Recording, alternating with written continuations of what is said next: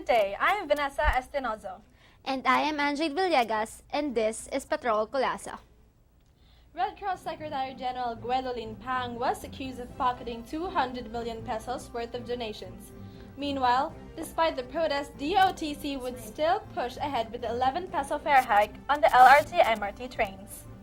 News regarding foreign affairs with our government relying on OFWs to bring in money. Deportation is a serious problem that our country should be focusing to. Let us now look to OWA and Migrante to what both organizations are doing with regards to the issue. Kate Barza bringing in the latest update. Overseas Workers Welfare Association, or OWA, has addressed deportation by setting up a program called Workers Welfare Assistance Program, where they would assist OFWs who had issues from their jobs. It looks into the different assistance that can be extended to the OFWs. OWA addresses issues such as maltreatment, wages, repatriation, and sexual abuse, and many other issues presented by the OFWs. On an average, there are about 30 to 50 cases being brought to OWA. OWA also offers counseling, in-house sheltering for the distressed OFWs. OWA would move the case presented by the OFWs to different organizations that would most likely help solve the problem. Deportation is becoming one of the most prominent issues the Philippines is facing. On an average, 4,684 Filipinos are being deported every day, and 7 of them are coming back in boxes.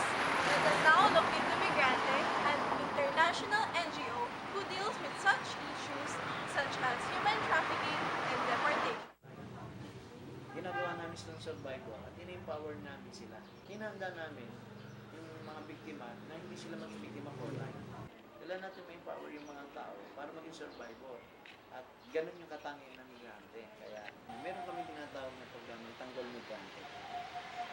Yan ay isang mobile team yan. Co-coordinate kami sa LGs. So nag-organize kami sa maliliit na lugar. Kinukumbinsin namin yung mga leader dyan, kausapin ka namin. Kasi alam namin sila yung potential na pupuntahan ng mga recruiter, illegal human trafficking. Though the government and NGOs have different tactics in addressing the issue, what matters most is both organizations are working hard to prevent and stop deportation. That was Kate Barza reporting. Up next, Secretary Gwendolyn Pang of Red Cross accused of pocketing funds. Patrol Kulasa will be back after a short break.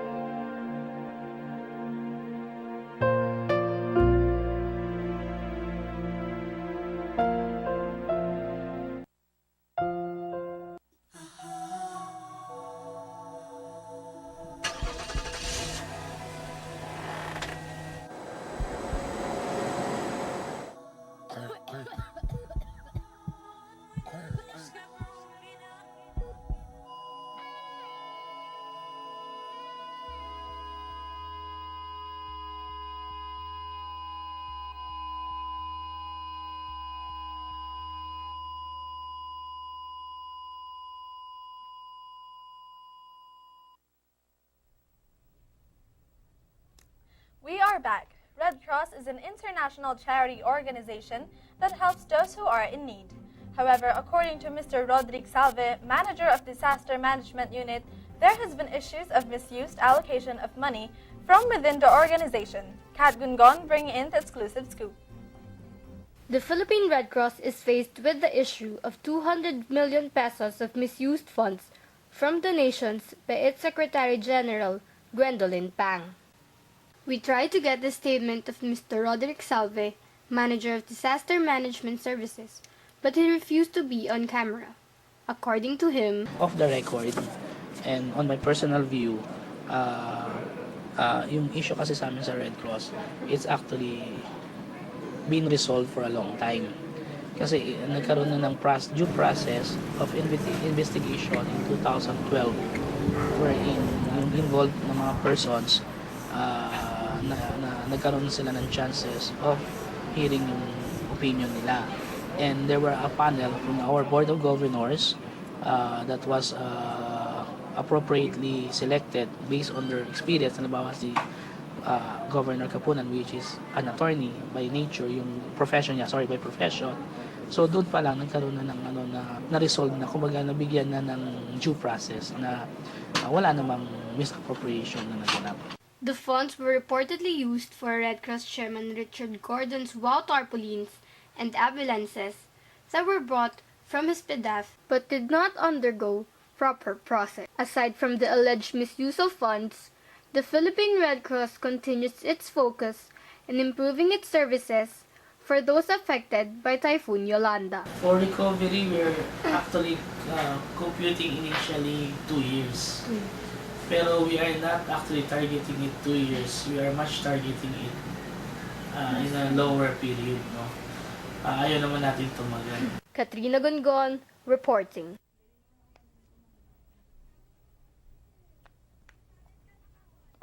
And that was Kat Gungon reporting. News regarding transportation. Price hike on LRT MRT trains has been an issue for a long time. However, the DOTC has remained resolute on the matter. Clara Martinez bringing in the latest updates.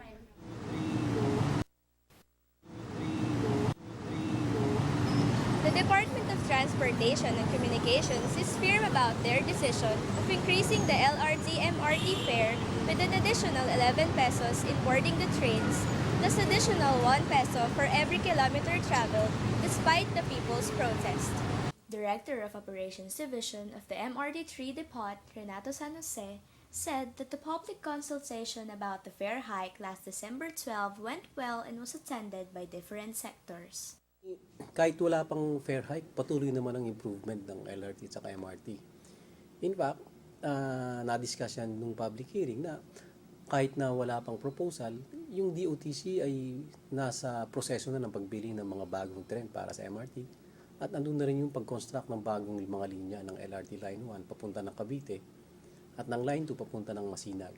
So, basically, ang pinaka-dahilan ng pagtaas ng pasahe ay para mabawasan yung subsidy na binibigay ng gobyerno sa operations ng LRT at saka ng MRT. He also said that there is no definite date yet on when the fare hike will be implemented.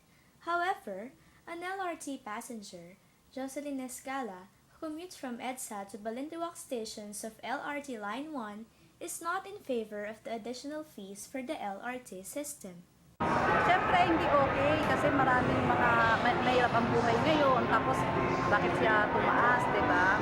Partido ng Manggagawa spokesperson Wilson Fortaleza finds the situation very unfair because the government is just providing subsidy for the VIPs and never for the 70% of workers who use the LRT, MRT every day and who receive less than the minimum wage. Subsidy is a must, and public transportation subsidy is only one aspect of that kind of subsidy that the government should provide to the people. Fortaleza said that the train problems in the country should be improved and should be rehabilitated in order to cater the transportation needs of the people. This is Clarice Martinez reporting. That was Clara Martinez reporting. We have come to the end of the show. Once again, this is Anjade Villegas. And I'm Vanessa Espinozo. And this is Patrol Kulasa.